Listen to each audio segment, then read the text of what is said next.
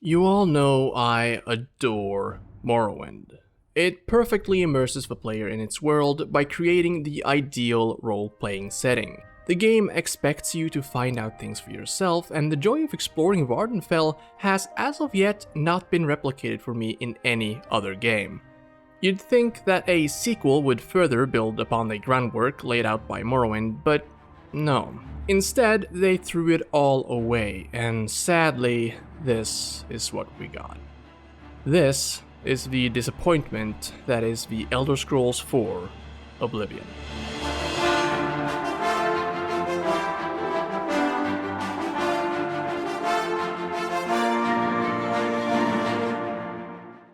One of the more confusing parts about Oblivion, especially when coming straight from Morrowind, is how the game just doesn't really care about giving the players a lot of the information that you might need.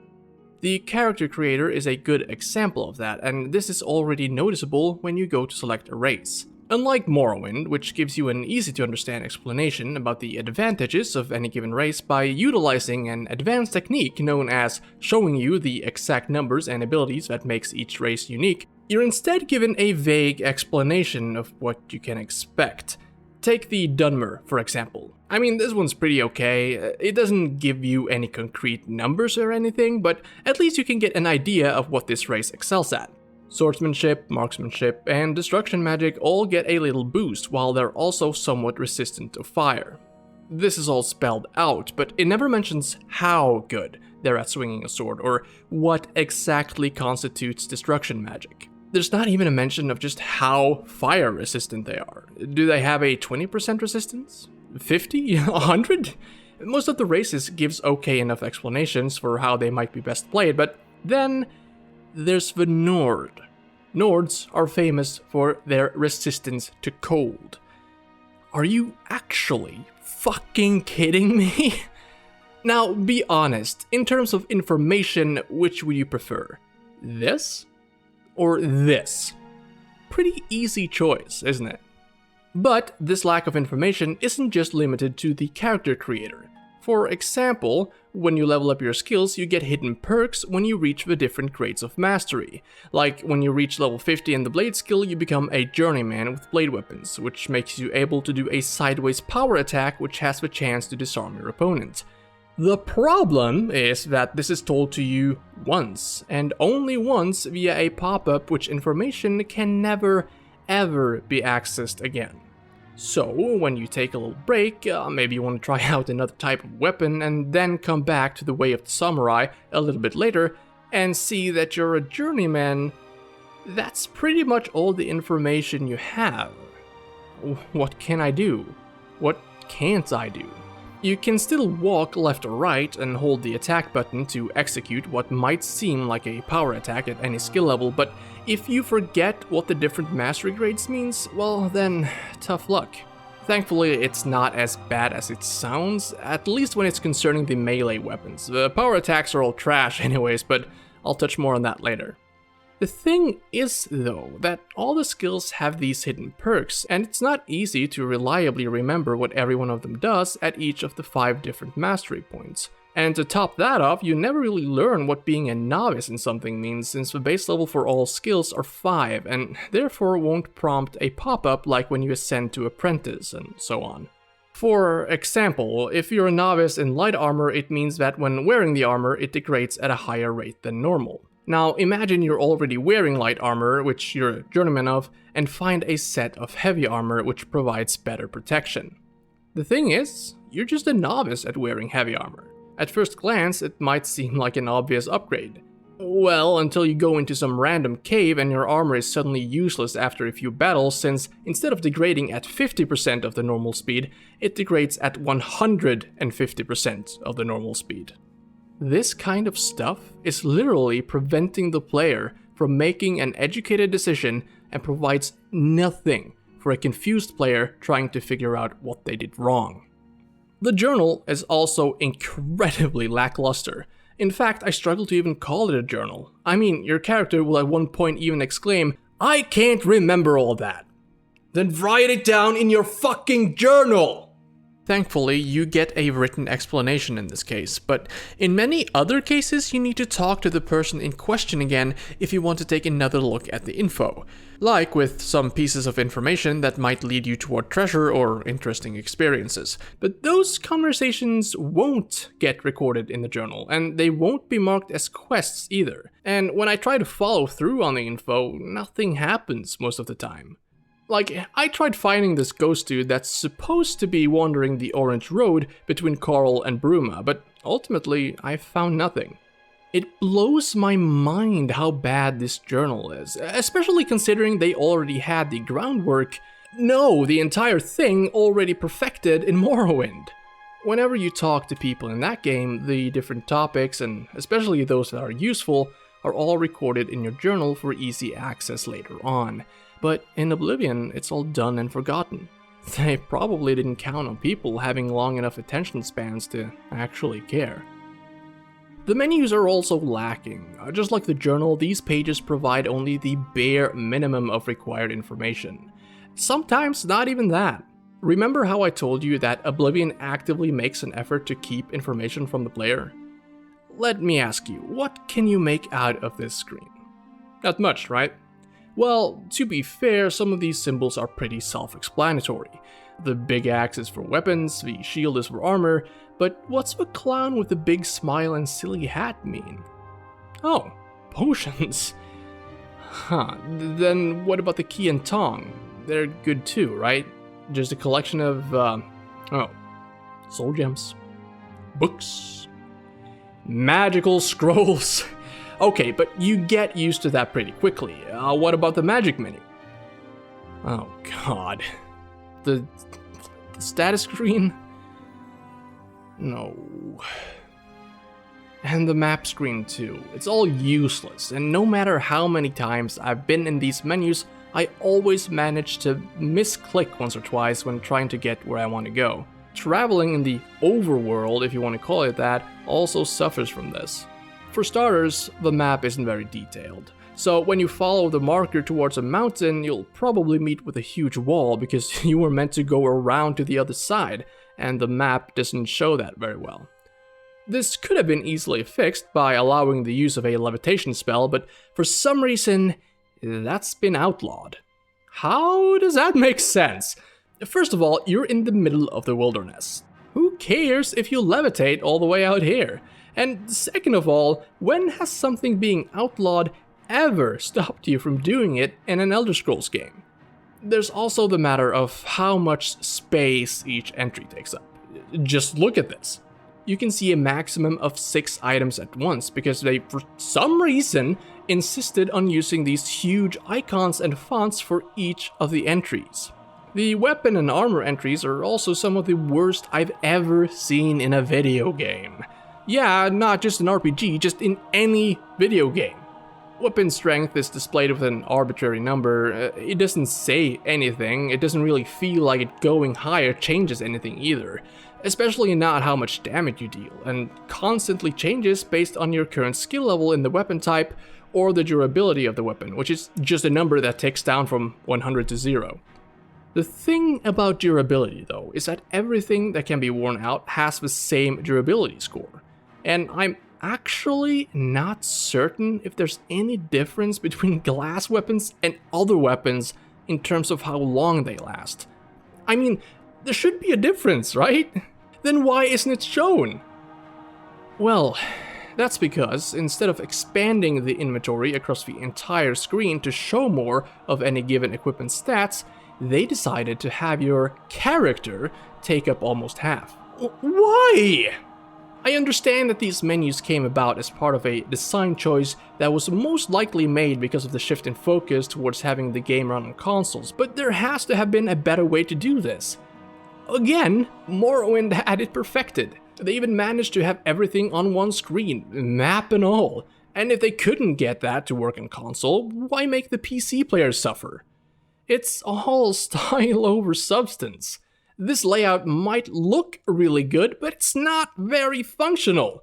Just look at the shop menus. What's going on here? I can't even tell if I'm selling or buying.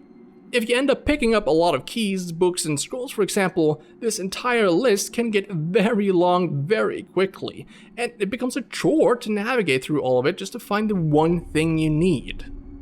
This whole setup is extremely telling for the direction Bethesda took with Oblivion compared to Morrowind, but we'll touch more on that later. When you're done picking a face and a race, the Emperor, running from a band of assassins, comes through your cell to make use of a secret getaway passage and leaves it open, prompting you to join the escape. I have to admit, I'm not a fan of this part. This is essentially the tutorial area, but it takes so long to get through and almost nothing happens. The only major happening is that the Emperor entrusts you with the Amulet of Kings moments before he is assassinated, after which you're asked to choose a class. I will give credit where credit is due though. I kinda do like how you gradually fill in your character while traveling through the tutorial area, and that you don't finalize your race, class, and specializations until you're at the very end, by which you will have had time to try out a good chunk of the combat mechanics, making you at least somewhat familiar with what choosing certain options over others will mean for the character and how you'll progress through the game. It's just a shame that all of this is dragged out over the course of an hour. Again, Morrowind did it best. I mean, the only thing Oblivion really does with its tutorial is drag out the inevitable. And for what? For the sake of storytelling? Helping the player get to grips with mechanics? Setting the scene? Morrowind did all this better in the span of not an hour, but barely 10 minutes. The only thing this tutorial does is make me not want to go through it again, which not only severely hurts replayability, but also the ease of choosing a different setup if you decide that your current one just doesn't work for you after a while. So yeah, the tutorial is pretty bad, but what comes after isn't exactly much better. What made the beginning of the previous game so good was the immediate freedom you had after exiting the census office. You're placed pretty much in the middle of a town, well, a small backwater hole in the ground, but a town nonetheless, full of NPCs to talk to and houses and stores to visit. You're given a task to do, yeah, but that takes a back seat to exploring your new environment. After all, you're only supposed to bring a package to some guy in Balmora, right? How important can that be? That's what completes this feeling of freedom. There's nothing important that needs doing, the balance of the world won't shift just because you end up taking the scenic route to Balmora, or decide to go do other stuff first and don't deliver the package on time. There's no pressure for you to get anything done, and if there is, it affects no one but yourself as far as you know. Take Oblivion, then. The moment you exit the sewers, you're placed in the middle of nowhere, right in front of a lake. There's not a person in sight. The world opens up, but the world is empty. And while the Imperial City is right behind you, it kinda defies all logic for a newly escaped prisoner to go back into the city which dungeon he just escaped from. I mean, you can, if you want to. The guards won't bat an eyelash even if you're still wearing your cuffs while talking to them. So then, since the city is out of the question, you might as well start to head towards Wayland Priory to speak with Joffrey. It's a long trek, and there's a bunch of caves and farms and the like you can stop by on the way, but you have a mission, right? The fate of Cyrodiil rests in your ability to get that amulet to where it needs to go. Sightseeing can come later. There's a certain pressure applied to the player here, and I'm the kind of player who feels the need to do whatever is most important at the moment, or it'll keep nagging at me in the back of my mind, making me unable to truly enjoy whatever else I might decide to do instead. At the core, this is already very similar to what happens in Morrowind, only with one major exception. Unlike Morrowind, where, okay, you might feel like delivering that package takes precedence, so you go do it, and Caius tells you to go explore the land, get familiar with the people and towns, and yada yada yada. This is true to the point where you can't even progress in the main quest until you're level 3. Unlike that, in Oblivion, the pressure never lets up until the main quest is finished. There's always a next thing that needs to happen now. And ignoring an Oblivion gate opening outside of Bruma, which will turn the city into the next Kvatch to go help some random NPC with a minor inconvenience, just doesn't sit right with me.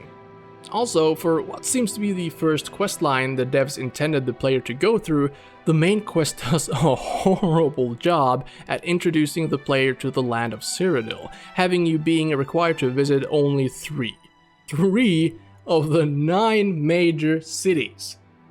Yes, you can go around and close the Oblivion gates that pop up outside each of the cities to get allies for the Bruma siege, but that's also completely optional. The danger to Bruma is growing by the day. I said in my Morrowind video that the main quest there is basically just a vehicle to get the player familiar with Vardenfell, and that the real game starts after the main quest is complete. In Morrowind, you're sent to every major city, sometimes multiple times, and sometimes just enough to give you a taste which leaves a lingering curiosity. And if you do encounter someone with an interesting proposition, it rarely feels like you don't have time to stop what you're doing and go do that instead. Putting these two narratives next to each other makes Oblivion's main quest seem laughable at best, and downright bad for the overall game at worst. A lot of it is thanks to the constant need the game has to keep the player engaged in something. The fact that there's always a pressing matter at hand is barely the surface. Oblivion has a tendency to send you into long caves or forts or whatever, filled to the brim with enemies, mostly undead ones, which can take ages to defeat. This game is incredibly combat focused, way more so than in Morrowind, but the combat mechanics just aren't good. I will defend the combat in Morrowind to the death. It's actually really good, but it requires the player to properly set up their character, properly read through the tutorial and take it to heart, and, God forbid, understand numbers. With this in mind, I can confidently say that the combat in Oblivion is trash. I mean, it's serviceable, but it's serviceable in the way that sometimes you need to eat your vegetables in order to have dessert. Does that even make sense? Melee combat in Oblivion works like this. You stand in front of your enemy and mash the attack button for 5 minutes until they die. If you're a marksman, you shoot your enemy while running backwards until they die, effectively using up 20 to 30 arrows on a single foe. Yes, even if all of them hit. If you're a mage, you pray to Talos that your enemies doesn't have some sort of reflect effect on them and isn't resistant to your spells. Now, I realize the irony of saying that the only thing you do in Oblivion is stand still and repeatedly click the attack button, and yet still claim that the combat in Morrowind is better. But here's the thing, right? If you use a weapon you're actually proficient with in Morrowind, most encounters only last about 10 to 20 seconds. And that's if they're hard. But what about those power attacks you mentioned earlier? Well, at best they're useless, and at worst they'll just slow the fight down further. The sad reality of what the devs intended to be a way to spice up the melee combat is that it's just not worth it to use them. You have a measly 5% chance at activating a disarm, knockback, or stun effect by using these sideways, backwards, and forwards power attacks respectively, and that's if you can even hit with them. NPCs have a tendency to dance around you a bit, and this makes it hard to hit them at times. Couple that with how you need to charge the attacks, and that the backwards attack, for example, will literally have you moving away from your opponents, and you have a recipe for disaster. It's true that, yes, you do actually multiply your damage by 2.5 by executing a power attack, but the windup is often so slow that you'd probably deal more damage just by swinging the weapon 3 times in the same amount of time. And if that wasn't enough, unlocking some of these special moves kinda ruins your moveset a bit. Unlocking the paralyzing forward attack overwrites what I'd consider a really good gap closer, since you rush towards the enemy when you execute it, and you don't even cover half the distance with the actual power move. And don't even get me started on the bow, holy shit, dude. When you reach expert in marksman, your shots have a 5% chance to fucking knock down your target. Were they thinking I was gonna use this thing exclusively in close combat or something? Knocking down your target when you're shooting at them from afar, you know how you're meant to use a bow, only makes them harder to hit, and if they're standing on a slope, they'll come sliding towards you because of physics. I just don't understand what made them think this was a good perk. It's so obvious that they got a ton of feedback from disgruntled players of Morrowind who didn't understand that being bad at swinging a sword means you won't necessarily hit what you're swinging at or have it parried, and decided to just go, fuck it. Instead of having a skill go up, feel like you're getting better at that thing, why not give you magical powers instead? Yeah, make it so that you're paralyzed by getting hit with a sword. Make it so that you're flung several feet backwards when getting hit by an arrow fired from a 40-pound recurve bow. Fucking, why not make it possible to guard swords and axes with your bare hands while we're at it? And the worst part is that how high your weapon skills are just doesn't matter at all. I went to the arena in the Imperial City when I was at level 20. I heard a rumor that you're an idiot. Any truth to that? Which means that since the game gives better equipment to enemies based on the player's level, I was going to fight people equipped with some of the highest quality weapons in the game. And I beat every single one of them bare-handed. And keep in mind, my hand-to-hand skill at the end of this was at fucking 30! So, no, the combat in Oblivion isn't good. At worst, its very mechanics works against it, and at best, it's just boring, and yes, I am aware of sneak attacks, by the way. The thing is, though, that it's heavily dependent on your sneak skill, and when you come down to it, a single ×6 multiplier really isn't that much when you need to hit the enemy like 30 times to kill it. That goes for the bow too, though the limit there is at a measly 3× multiplier. The only reason to sneak attack with a bow is if your sneak is bad or you're far enough away from the enemy that they'll bug out and stand completely still because they can't find you within a set time, which allows you to continually sneak attack them until they die. But even then, it can take a long ass time. Also, like I mentioned earlier, this tactic is kinda ruined, or at the very least makes it harder, once you get the knockdown perk from the marksman skill. Like I mentioned briefly, the game has a tendency to send you into big long caves and such, which are crawling with enemies that, you guessed it, you almost always need to fight. This is exactly what makes going through dungeons and the like a huge slog.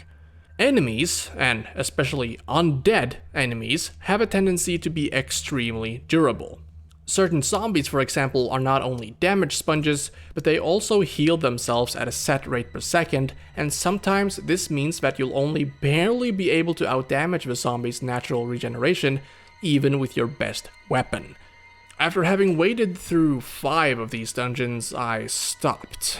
There just wasn't any incentive to explore a fort that has 10 or more encounters, which only provided challenge in the form of standing still, mashing the attack button for 2 minutes each. And when you're fighting a lot, another problem arises. Your equipment is not only incredibly fragile, but also loses some of its effectiveness when it gets damaged. And you can't even repair your enchanted items yourself until you're a journeyman in armor, which is just pure BS. Having an enchantment on your weapons helps in the damage department, but they run out of charge really fast, and it's just not realistic to carry around enough filled soul gems to be able to recharge them every time they're empty. When fighting is the thing you do the most of, and the fighting is boring, that in return makes a lot of the exploring boring too. But admittedly for more reasons than just the combat, because even outside the encounters, the game finds a way to make it worse. All the caves feel similar to other caves, all Ayleid ruins feel similar to other Ayleid ruins, and so on. The reason for this is that pretty much every dungeon in this game is just a bunch of pre-made rooms linked together one after the other like in a Lego set. When I got to the same big room with the pit in the middle for the 3rd cave in a row, I was already sick of the dungeon layout. All of this just doesn't make you want to even enter a dungeon unless it's 100% necessary for the quest you're on or something. Hell, I even paid off some woman's debt because I didn't want to go look for her grandfather's old relics so she could have sold them off to pay the debt herself, because they were located inside a cave. The worst offender here has to be the Oblivion gates. You're required to go into at least 3 of them throughout the main quest, but a whopping 8 if you want to do all the optional stuff in the quest line. Personally, I think 3 gates are by far enough, but there are tons of them scattered throughout the world if you really want to experience hell in its truest form. There's no way to say this other than the Plains of Oblivion are boring. Talk about bland scenery. Everything pretty much looks the same. Some lava pools here with some stuff sticking out of the ground there. It's not exactly very inspired, but then again, this is supposed to be hell, so I don't know. It just feels like they could have done so much more with it, you know? It's a fantasy game. Nothing says that the portals all need to lead to the same kind of Oblivion, right? I mean, even the towers you enter are pretty much the same. There's really only 2 different versions too. One where there's this elevator with spikes at the bottom, and then the tower you climb to get to the sigil stone which anchors the portal to Tamriel. What's funny about these gates too is that you can basically just go fuck you to the enemies and run to the top, remove the sigil stone to close the portal, and you're home free. Nothing inside the portal follows you outside once it's closed, and the player character is just transported to the entrance like if nothing happened. The game literally doesn't give you any incentive to fight the enemies in the Oblivion gates at all, since as long as you can reach the top without dying, you've won, and that is generally a pretty easy task. In fact, it's much easier than actually fighting your way through. Daedric enemies are some of the toughest sons of bitches you'll face off with in this game. Like, just a single clanfare will rip you to shreds while infinitely staggering you, making you unable to do anything to fight back. The worst example is during the main quest, where a huge portal opens up outside of Bruma, which you need to run inside and shut down to stop the Daedra from taking over the world. At the time of entry, you have 15 minutes to get to the top of the central tower and grab the sigil stone, but the place is overrun by enemies. Fighting each one of them just isn't viable, and you can't even rest to refill your health in here. That means the only option is to completely disregard all the enemies and just run for the top, which is actually laughably easy. It doesn't feel like the fate of the world is at stake, you're just taking a leisurely stroll through some lava. I just don't get why they made these the way they did. Were they supposed to be challenging? Obviously, but at the same time, fighting your way through one of the portals are rarely worth the effort. Maybe it would have been a bit more exciting if there was a chance of finding special loot or something, but there really aren't. And in the rare occasion that you do find an enchanted weapon or something, it's immediately rendered obsolete when you level up because of how the difficulty and loot system works. And thanks to this, I barely ever bought anything. No, you know what? I don't think I bought anything other than arrows in the weapon shops, much less weapons. Basically, the game levels up with you.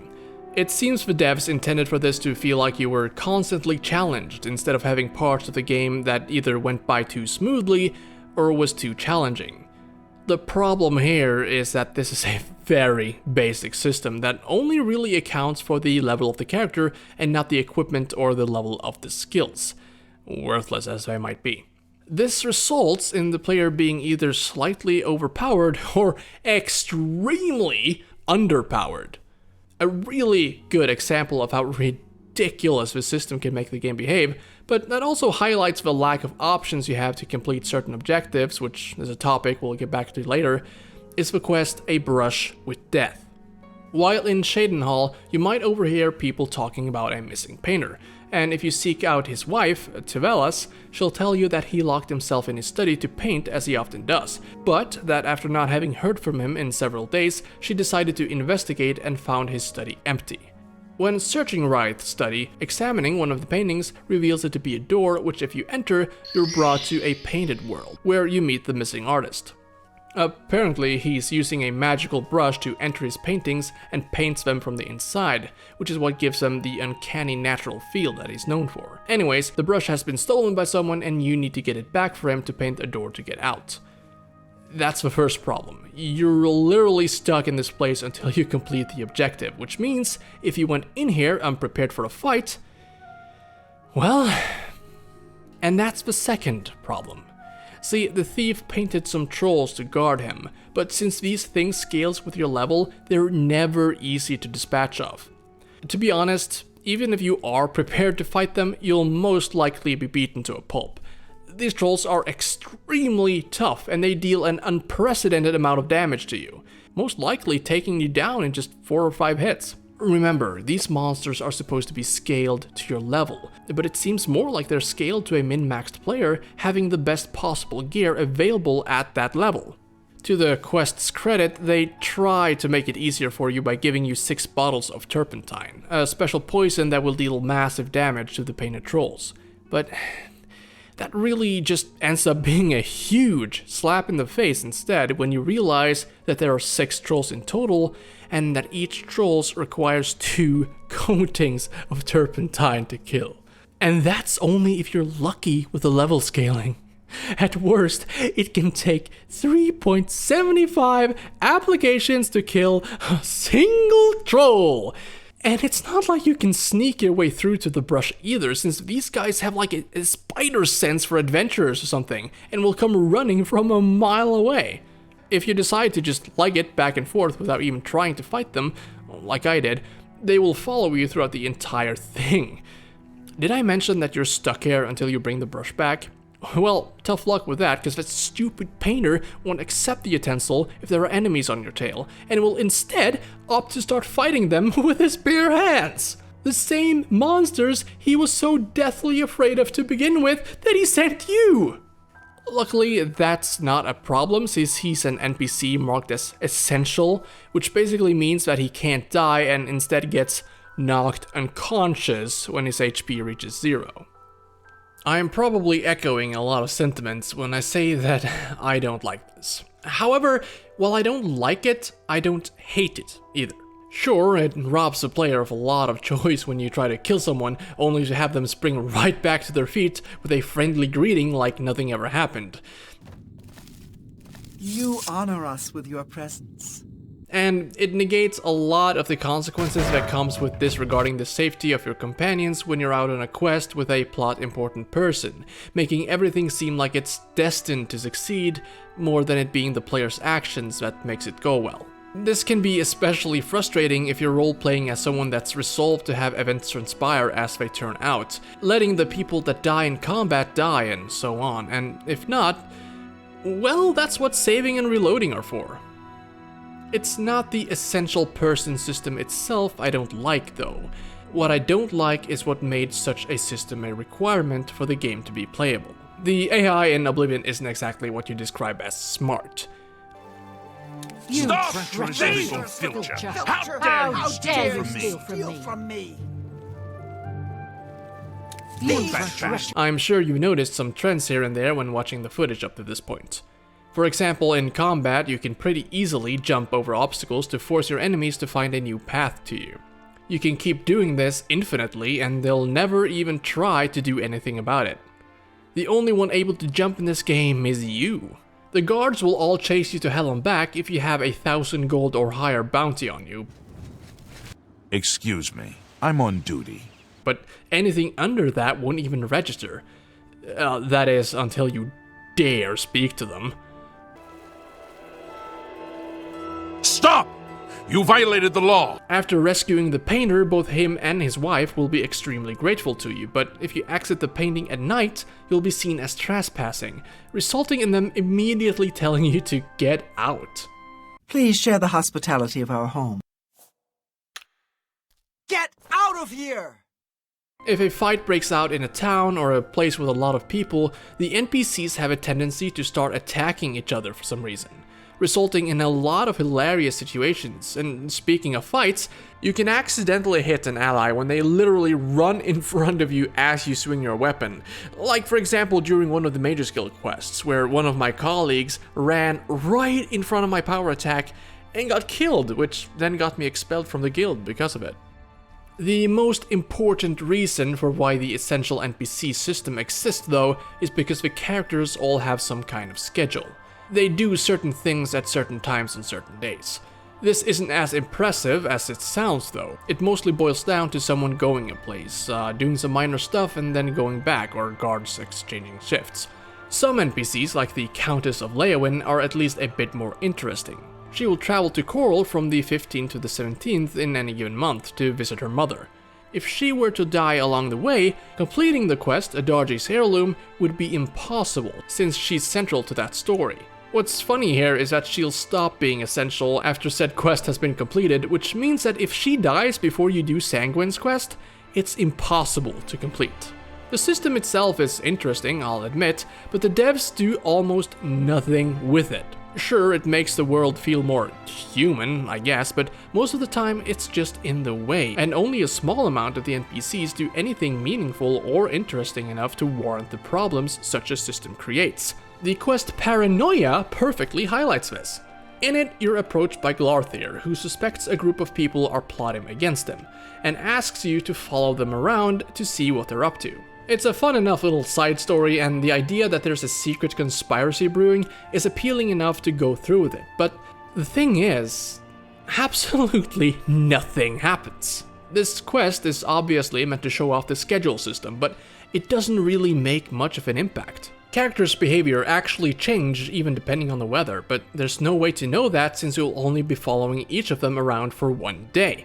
It's pretty clear from the beginning that Glarthir is just being paranoid, but if they just added one small thing, just a little nudge to acknowledge the players that actually followed through with the stakeout. Like Bernadette secretly meeting up with someone, or Todius stealing a small thing from the castle, or David secretly sampling wine from his competitor. It would have made a much better impression and would have made people interested in actually checking out what the NPCs do in their free time. But instead, it's just boring. There's no real reason for this system to exist, and just like the Essential NPC system, the schedule system makes another system necessary in order for everything to work smoothly. But this one, I actually hate. It's been sticking out like a sore thumb throughout this entire video, so let's finally talk about it. The quest marker is the worst addition to the Elder Scrolls series, and it is still contributing to making the games worse to this day. The instant you accept a quest, this little arrow on the compass will direct you where to go to get to your objective. Green means it's in the same loading zone as you, and red indicates that you need to enter another zone, be that a house, a cave, or whatever.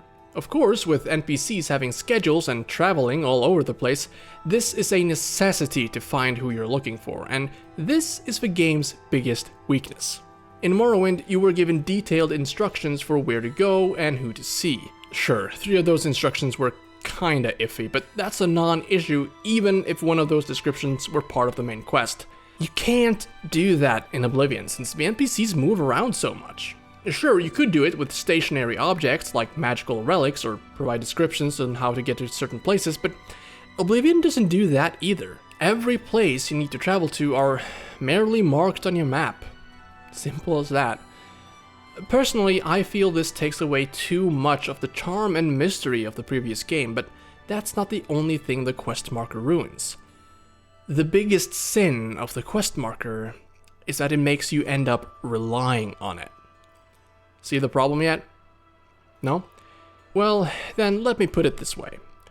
In Morrowind, starting from the local Siltstrider or boat, I can tell you how to get to the Mages or Fighters Guild or an interesting shop or smithy in any of the big cities from memory. Yes, even the cantons in Vivec are manageable. In Oblivion? I have no idea. I don't even have a clue where exactly the Fighters Guild building in Anvil is. I can't remember where most of the Thieves Guild operatives can be found.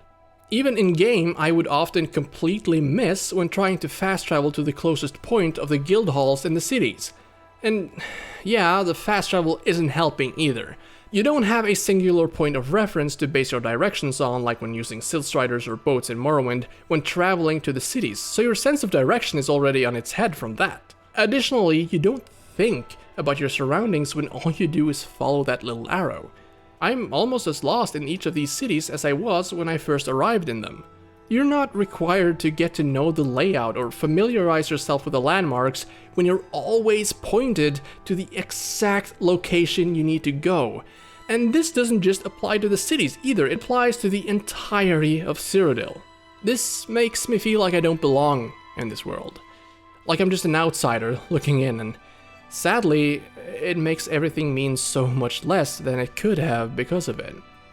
This is a game that's desperate to make the player unable to fail even the simple task of navigating where to go. A problem they created by making a system that has important characters go do menial tasks in order to have them seem more human, which in turn required a guiding system that, ironically, ends up removing the player from its world. And yet, despite all of this, I still clocked in over 110 hours in the game before I was satisfied. There's a couple of reasons for this, and me playing through it for the sake of making this video isn't as big a part of it as you might think. The thing that kept me, and a lot of other people too as far as I understand, the thing that kept us coming back to Oblivion are the quests. Not just one or two of the quests, but most of the quests. Even though most of their rewards are pretty shit. It's undeniable that these narratives that were only really supposed to be small side stories to explore after or during the main quest are the real stars of Oblivion. I've already touched on A Brush with Death and Paranoid, and while the execution was lacking, to say the least, they are both very unique stories. The former especially taps into the potential of what's narratively and mechanically possible in an Elder Scrolls game, and quests like this become Oblivion's saving grace. They make it worthwhile to play through the game just to see what happens next.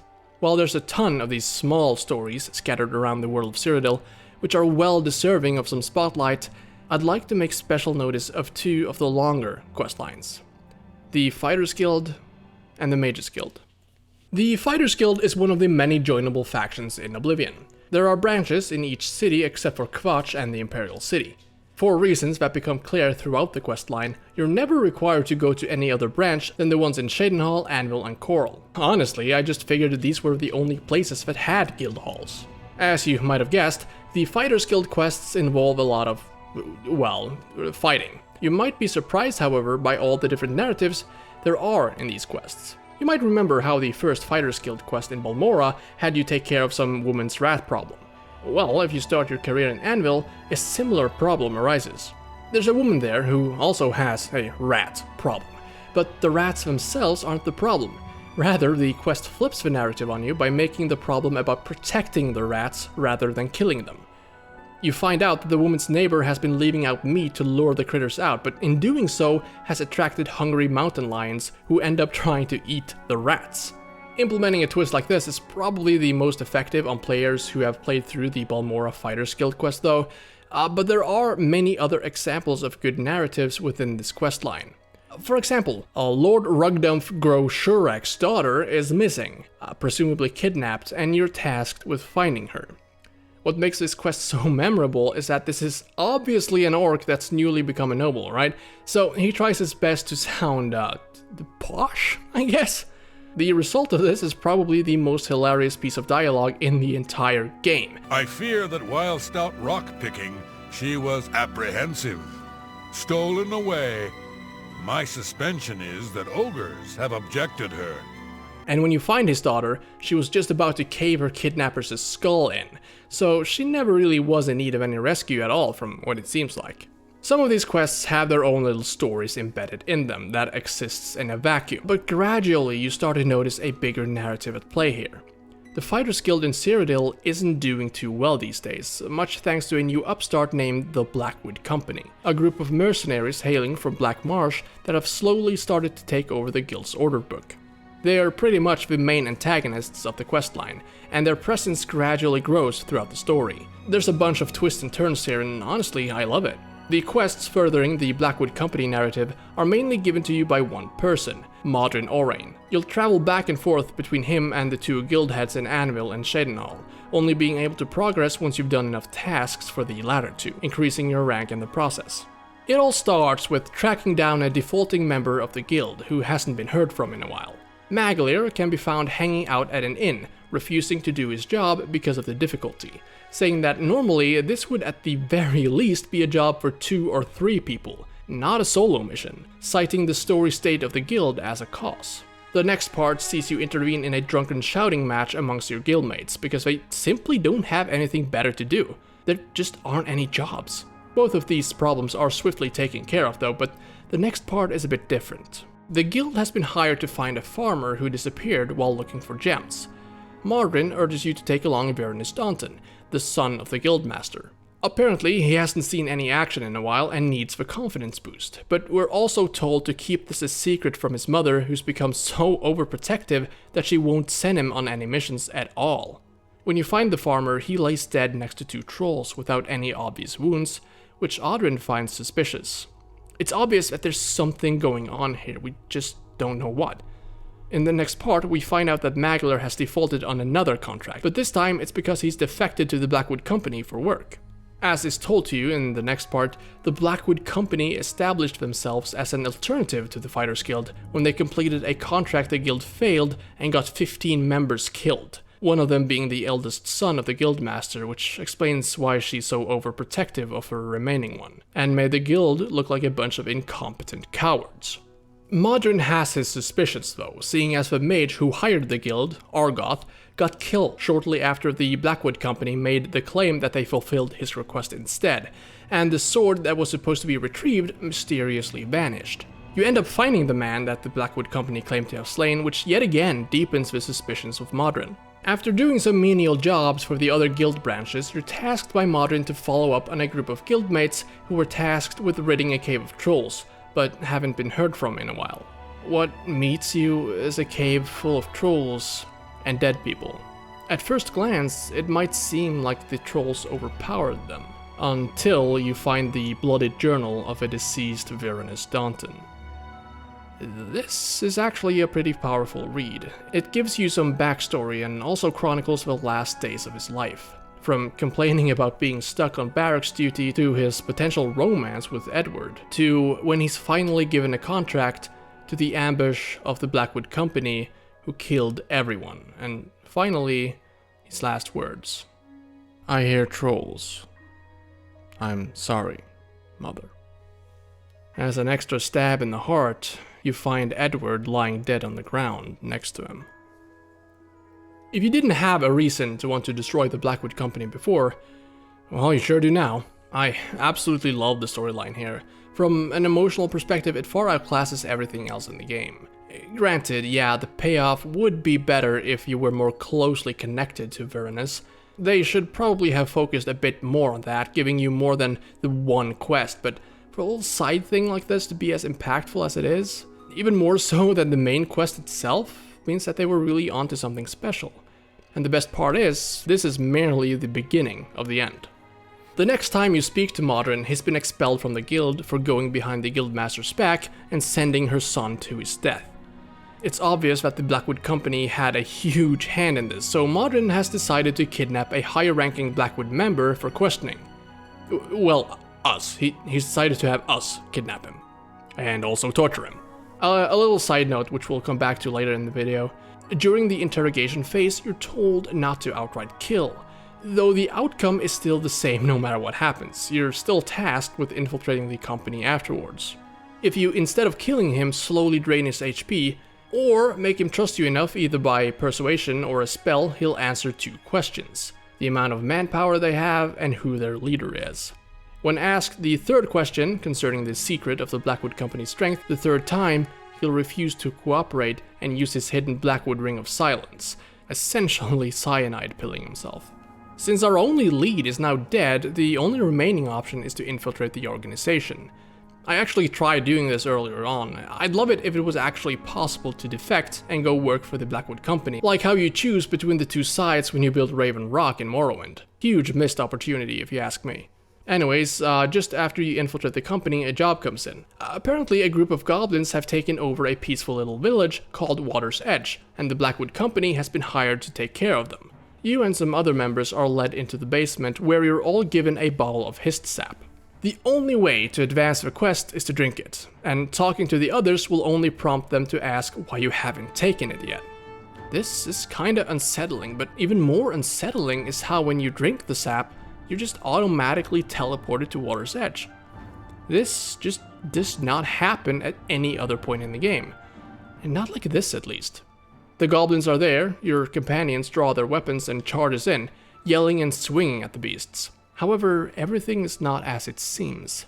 These goblins don't act like any you've fought before. Not at all, in fact. You can go into the houses and the enemies are just wandering about, not really paying you any attention and not even fighting back when you attack them. Interestingly, if you catch this, you can just run away and still proceed to the next part where you're found rambling in the street by some Fighters Guild members. It does not, however, change the outcome. When you travel back to check on what really happened, you find the villagers dead on the ground, mistaken for goblins because of the hist sap.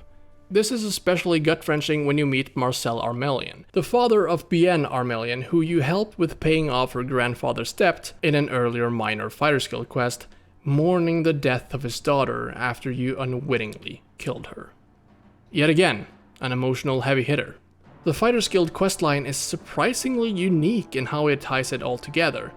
You don't just go around and do random stuff, a lot of what you do comes back into play later, and even if that is just recurring characters you've helped and formed a bond with meeting an unfortunate end by the hands of the lunatics and the Blackwood Company, it really does help motivate you towards putting a stop to it all. Which is why it feels so good to raid their headquarters and burn their sick and twisted history to the ground during the last part of the questline. The Mage's Guild is sorta unique when it comes to how you progress, at least compared to the other experiences with the guild system in Oblivion. Basically, your ultimate goal in joining the Mage's Guild is to gain access to the Arcane Asylum, Arcane University. The way you do this is by going around to all the different branches in Cyrodiil and do what initially seems like very menial tasks to gain the support of each respective guild head. What I really like about these initiation quests is that they're all very interesting and gives a really good introduction to the Mage's Guild of Cyrodiil and what it means to be a part of it, and by extension, what it means to be a mage. By taking care of a rogue mage that's been killing travelers for profit in their Brine Across Inn, you learn that the guild isn't a stranger to investigating mage-related crimes. When you're trying to get back a staff that's been stolen from one of the members, you're supplied with scrolls that magically alters a person's perception of you to more easily get information out of them.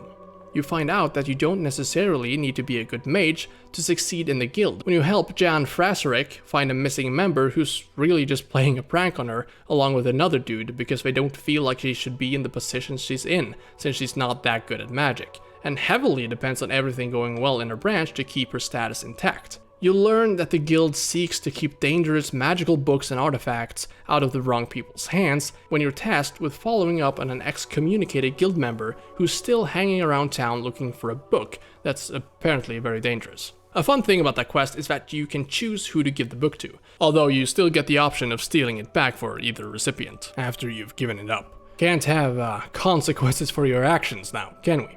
You learn that practicing magic can have some deadly consequences when you save Arthur from a cave full of deranged zombies that have invaded his training spot he's been sent to because of some scamp incident.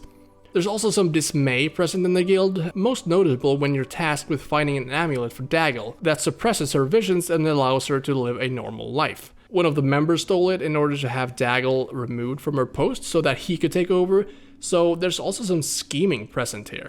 And then, maybe the most important of the recommendation quests for what's going to happen onwards, you're tasked by Falcar, the head of the Shadenhall Mages Guild, to find a Ring of Burden that's been lost.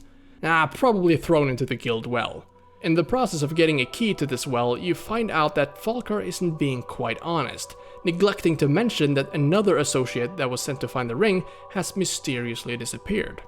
Vidkun is found floating in the well together with the lost ring, which, when picked up, will most likely result in you being over-encumbered and unable to move, making you slowly drown, meeting the same fate as Vidkun did. Or you can always just drop the ring again and grab it to carry it over to the entrance before actually picking it up. The interesting part here is that when you exit and go back to speak to Dietzen, you learn that Falkar became furious and stormed out of the building upon learning that she helped you. Since the head is gone, you're told to go to his room and check if he even wrote that recommendation at all, but instead find proof of necromancy in the form of 2 black soul gems. Necromancy has been outlawed by the Mages Guild for a while and looked upon as vile magic only performed by sketchy criminals. It's not told to you until later, but unlike normal soul gems, which can only be used to trap the souls of beasts and monsters, black soul gems are essentially used to trap human souls, which might mean that Falkar actually used the ring set up to fill gems. Necromancy is a central theme throughout the rest of the Mages Guild questline. A small pet peeve I have about this, and this does also apply to a lot of the other guilds, is that necromancy is supposed to be a very serious offense, and the people associated with it are often considered very dangerous. Yet you, as a fresh off the wagon initiate, are expected to shoulder a lot of what you might think a more experienced member should handle. You know, someone who actually has a lot of knowledge, not only about magic, but about necromancy as well. There's this need to always make the player feel like a hero, or someone that always brilliantly exceeds expectations. For example, the very next quest after you've been initiated into the Arcane Academy, you encounter a bunch of necromancers when you're supposed to simply travel to a sacred grove to pick out a piece of wood for your very own mage's staff. From this point on, you're waist deep in necromancy business, and in my opinion, barely enough time or quests are required to get to the climax, or what could potentially change the entire continent of Tamriel, or even the world. I will say though that while the pace is a bit jarring, the narrative itself is incredibly good, maybe even the best of any of the guilds. During one of the quests, just like the Fighters Guild did, the Mages Guild relies on a little callback when you're tasked with checking in on the Bruma branch. When you get there, the place is literally on fire and overrun with undead, with all the members dead and strewn across the guild hall, except for Jaskar, who was hiding in a corner, frozen in terror. He reports that he saw everything, including the arrival of Manimarco, the leader of the necromancers and is said to be nearly invincible, who sucked the souls from and slaughtered everyone present. And then, just before he left, looked Jaskar straight in the eyes and grinned. This is such a good setup for a villain, I love it. Just by that simple explanation, you know that this guy is a force to be reckoned with. Not only did he slaughter an entire guild branch by himself, but he also saw straight through Jaskar's invisibility like it was nothing. To defeat such a powerful foe, equally powerful sacrifices must be made. After another callback where you need to retrieve a special soul gem from none other than Falkar, who, after the mishaps with the Ring of Burden back in Shadenhall, has joined the necromancy cult and become one of its high-ranking members, Archmage Traven, who you're quite familiar with at this point, reveals his plan to defeat Manimarco. I'm gonna be honest here, this took me by quite a surprise, and it's not often I don't see stuff like this coming. When Traven started to talk about how Manimarco had planned to use this colossal black soul gem to trap his soul in, and that will grant him that wish, I actually got a sinking feeling in my stomach. Traven then proceeds to name us Archmage and kills himself to trap his soul in the gem as a way to create a talisman that will counteract Manimarco's attempt to turn us into a worm thrall once we face off with them. Even if the final encounter with Manimarco doesn't quite live up to the hype, the way they use your relationships with the characters involved makes this questline by far the best in the game narratively, and definitely my personal favorite. These 2 questlines are by far some of the best in Oblivion. No, actually, some of the best in the entire series, and they're not the only ones. I could probably continue talking about the other questlines, like the Thieves Guild one that relies mainly on sneaking around, which is a very welcome change of pace compared to all the fighting going on everywhere else in the game. And you actually steal one of the Elder Scrolls in the course of it, which the Grey Fox uses to rewrite history, giving you more insight into the backstory of the series than the main quest ever did. There's also the Dark Brotherhood, which often gives you the option of either directly confronting your target or doing it more discreetly, actually making use of some of Oblivion's newly introduced mechanics for a change, and rewarding you with a bonus for doing so. The Dark Brotherhood also has a huge twist that I definitely did not see coming, so that was a nice surprise. And here's the thing, right? All of these are so much better than the main quest. It's actually kind of funny. From the moment you exit the sewers, it's all action. You deliver the amulet to Joffrey, you're sent to Quatch to find the last heir to the throne, and when you get there, the city has been sieged by Daedric forces. Martin is inside the city and he won't leave until you help free the people still inside. And when you return to the Priory with Martin, you find that they are under attack from the Mythic Dawn, and that the Amulet of Kings has been stolen, and you are sent to track it down. You find out where the Mythic Dawn has the amulet and infiltrate their shrine, but arrive just as Mankar Cameron makes his exit into his own private hell. Literally. You eliminate some spies that are spying on Cloud Ruler Temple, where Martin is being safeguarded. While he formulates a plan to chase after Mankar to retrieve the amulet, you're sent to close an Oblivion gate that's popped up right outside the Bruma city gates. After which, you're sent to retrieve 3 items required to open a gate to Mankar Cameron's paradise. A Daedric item which you'll never get back once used, the Blood of a God, and a Great Welkin Stone. The former is an item you can get by doing any of the Daedric quests, but considering the only ones available under level 5 is either Ashora's Star or the Wabbajack, and that Martin explicitly mentions Ashora's Shrine and marks it on your map, the choice is pretty obvious. The latter two each requires a long trek into a dungeon. Both sucks. But not as bad as the Great Oblivion Gate that you need to traverse to stop the Siege of Bruma, and especially not as much as Mankar Cameron's Paradise. Can we talk about this guy? Mankar? He's by far the most forgettable villain in the entire series. There's absolutely no lead up to when you fight him. Yeah, he speaks a bit to you or whatever, but other than that, you hear no talk about him. You barely see him even once before you actually fight him, and his aspirations are to sever the barrier between Oblivion and Nirn just to... what, prove a point? Let's compare him to the main antagonist of Morrowind then, and how they handled it there. Dagoth is pretty much a constant throughout the game. Not only is he spoken of a lot, but even if you don't directly meet him at any point, he still talks to you in your dreams.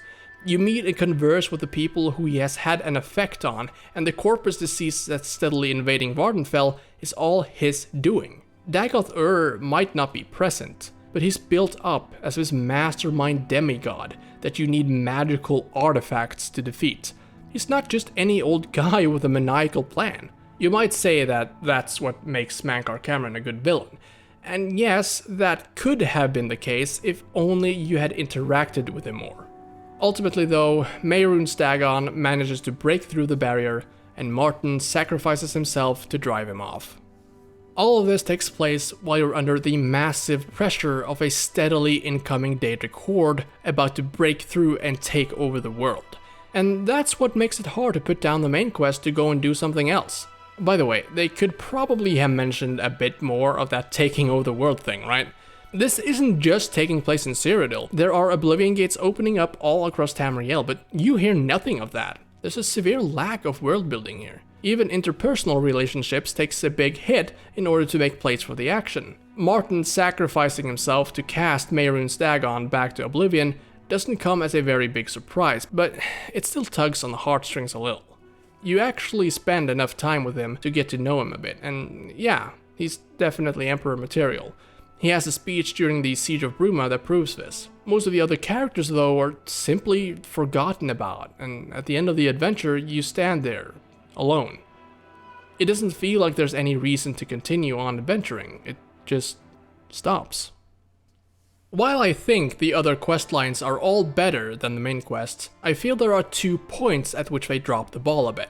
The first problem I have is that once you're at the end of the questline, when you're at the point where you've become the guildmaster, the champion or whatever, everything turns into a simple form of revenue stream. The only thing these factions exist for is for you to make a relatively small amount of money once a week or so.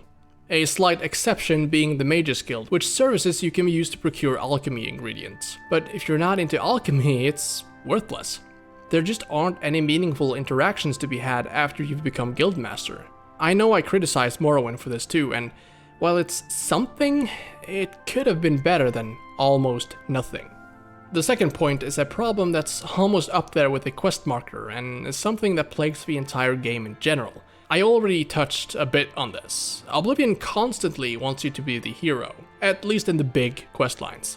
A lot of the time, this is done by having only one conversation option to choose from, but it only happens barely too often. Most of the time, it's the progression in the quests and the inability to affect them at all that kinda bothers me.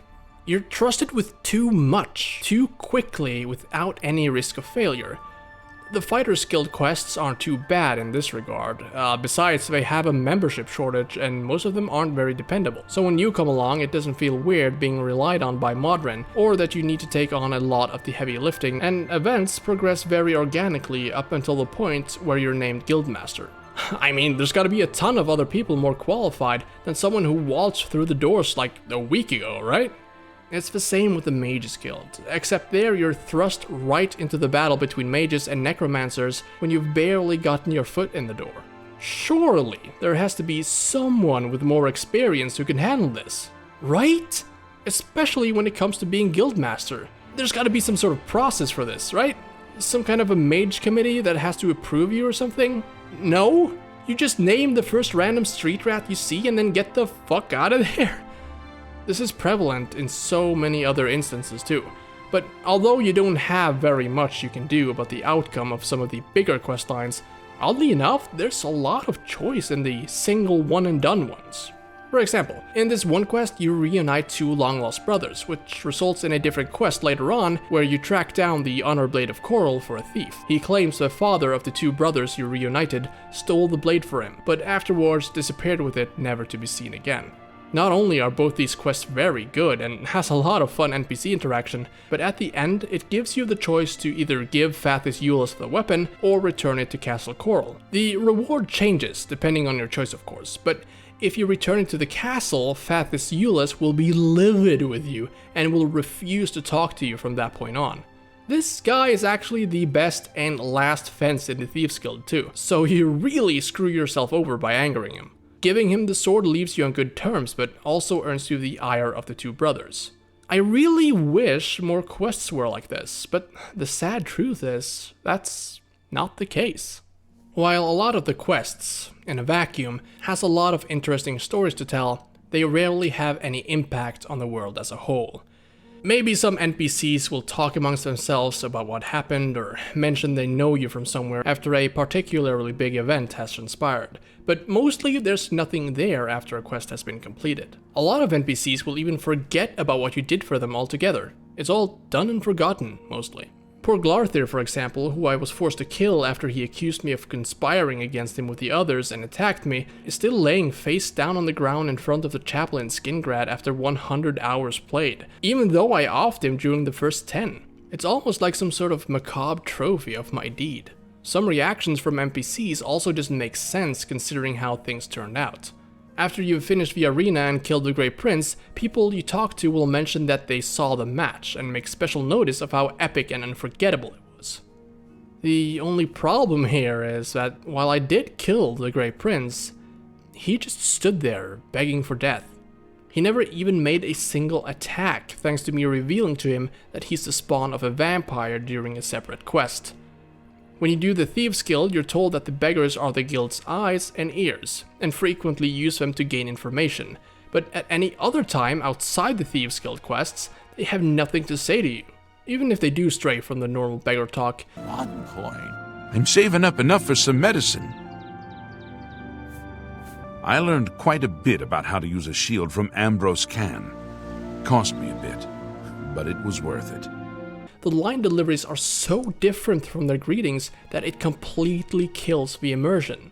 He was bragging about stealing something from the castle. Unfortunately, Captain Dion was also in the Two Sisters Lodge. It's like that for a lot of NPCs with special lines actually, and it just feels so weird. But only because you are my dear friend. Follow me. Please be discreet and don't bother the other monks. It's stuff like this that constantly reminds you that you're playing a game. Honestly, it's impressive that they decided to go for the fully voiced route, but if this was the result of that, I don't know. I feel like they would have been better off with the text-based approach of Morrowind, and maybe add some fully voiced lines here and there to important NPCs or something. Don't get me wrong, some of the voice acting is fantastic, but the good parts are just too far in between the bad parts. Your path is clear. Send Rufio to... It's all over, lawbreaker! Your spree is at an end. Which, as a whole, is kinda what could be said about the DLC of Oblivion. Smooth transition, I know. We all know and laugh about the $2.50 horse armor DLC, but among the houses, the extra dungeons that I won't even go near, and the orrery, all of which you get transcribed in your journal the moment you enter the sewers during the tutorial. Okay game, who the hell did I overhear talking about all of this down here? And why are there so much important paper being left on the ground in the sewers? Anyways, there's some good stuff here, and no, I don't mean the Shivering Isles expansion. Stop right there, criminal scum!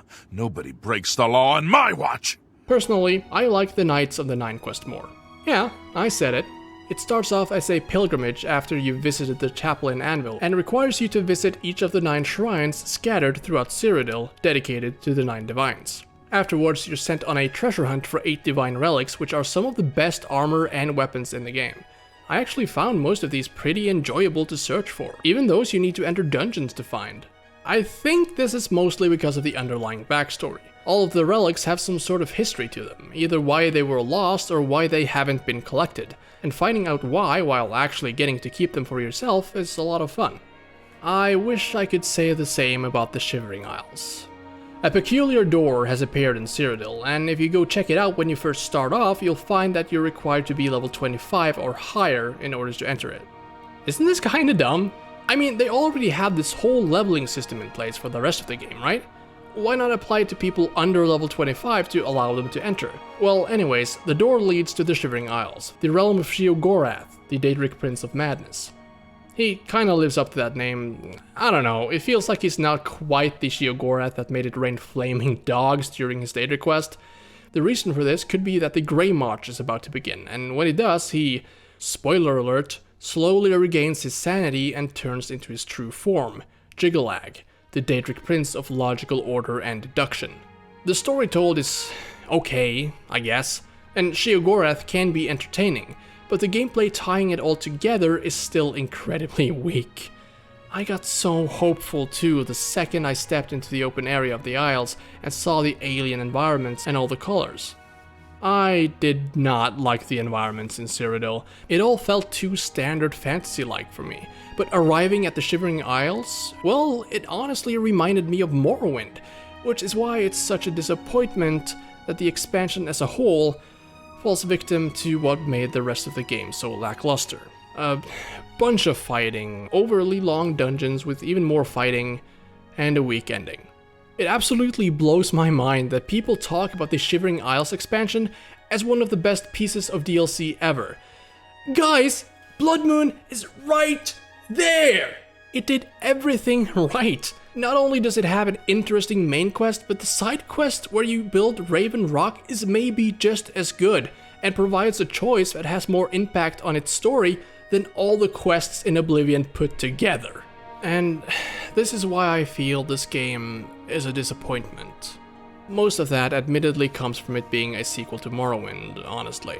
I mean, they had everything laid out before them, the entire groundwork for an epic RPG unlike the world has ever seen, and at this point probably never will see, but they scrapped most of it. They scrapped it to build a game that gives the players less of a choice by introducing the Essential NPC System and streamlined quests. Less joy of exploration by stringing together a bunch of pre-made rooms into a dungeon and calling it a day, and by actively making players want to avoid combat encounters because they take several minutes too long to fight through. Less substance by having skills mean next to nothing, removing everything but the most basic of weapon types, and having the game level up along you so that anything you find becomes obsolete after another hour of gameplay, thus making finding a cool new weapon not as exciting as it could have been. Less of a feeling of belonging in the world because of the quest marker and the way it makes you blind to everything else around you. And yet, a lot of people hold Oblivion in a really high regard, even among the other Elder Scrolls games. Some going even as far as saying it's one of the best RPGs ever made. But Oblivion isn't a good Elder Scrolls game, and it's by far a good RPG. There are so many things that could be said about this game, but in the end, it all comes down to that the Elder Scrolls 4 Oblivion is so much less of a game than it could have been. So, Todd, how did you like this criticism of Oblivion? What? That really pisses me off. Yeah, that's what I thought. After all,